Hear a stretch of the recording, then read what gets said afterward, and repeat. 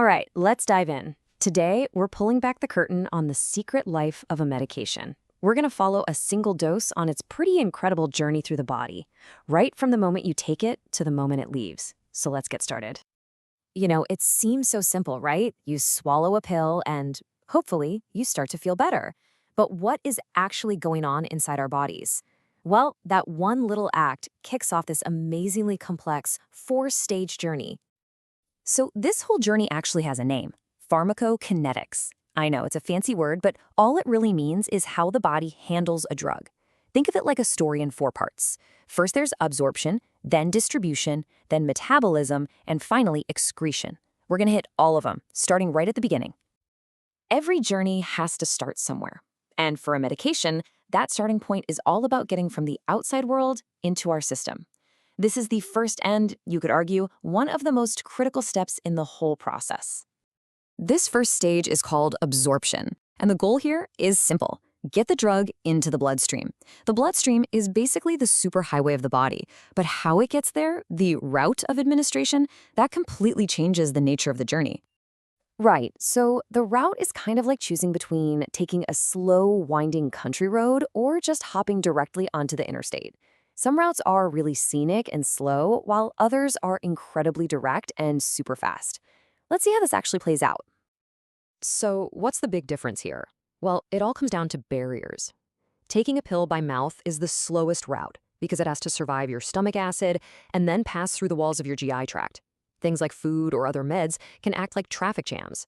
But with an IV, there are zero barriers. The medication hits that bloodstream superhighway directly, and its effects are pretty much immediate. And of course, there are a bunch of other on-ramps. You've got under the tongue or sublingual, which is super fast because it absorbs right into the tiny blood vessels there. Same goes for rectal, vaginal, and inhaled routes. They all offer a really quick entry. Then you have things like topical creams, which are designed for a slow, steady release, and an injection into a muscle, which is another path entirely. Okay, so the drug has been absorbed. It's now cruising along that bloodstream highway. But before it can get to its final destination and actually do its job, it has to pass through the body's main processing plant, sort of a customs checkpoint, if you will. And this is where distribution and metabolism come into play. The drug gets distributed throughout the body, but for anything you take by mouth, the blood first takes it straight to the liver. And the liver, well, the liver is the master metabolizer. It chemically changes the drug, usually breaking it down to get it ready for removal. This brings us to a really critical concept called the first pass effect. See, when you take a pill, it goes from your gut to your liver before it gets to the rest of your body. Your liver sees this new substance and immediately inactivates a piece of it. This is the exact reason why an oral dose of a drug is often way higher than an IV dose of the same drug. So the journey looks like this. You swallow the pill, it gets absorbed into blood vessels that lead right to the liver takes its tax by metabolizing some of it, and then only what's left over, the active medication, gets to circulate and do its job. Now, of course, not everyone's processing plant works at the same speed. As we get older, our metabolism, a lot like an old car, it just tends to slow down. This means that medication can hang around in the body for longer before it gets broken down, which can actually increase the risk of toxicity. It's exactly why medication doses often have to be adjusted for older adults.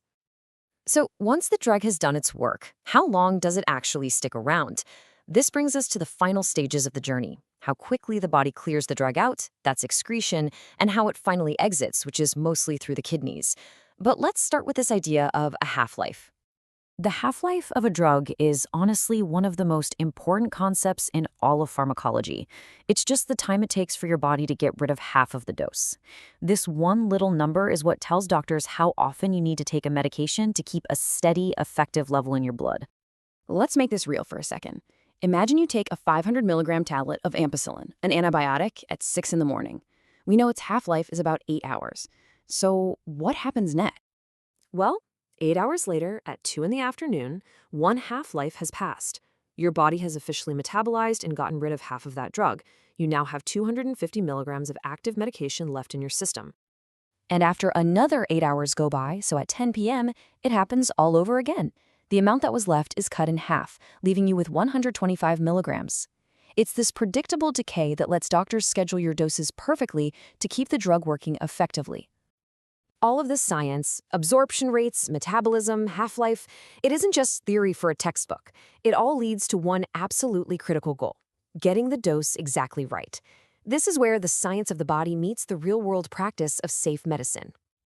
To make sure everyone stays safe, healthcare professionals live by these core principles, often called the 5 rights.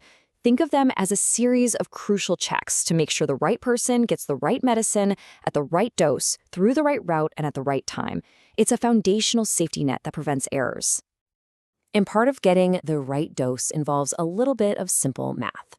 This right here is the fundamental formula used every single day. It's desired, what the doctor ordered, divided by have, what you actually have in your hand, times the quantity, like 1 tablet. Let's see it in action with our ampicillin example. The doctor desires a 500 milligram dose. What you have on hand are 250 milligram tablets.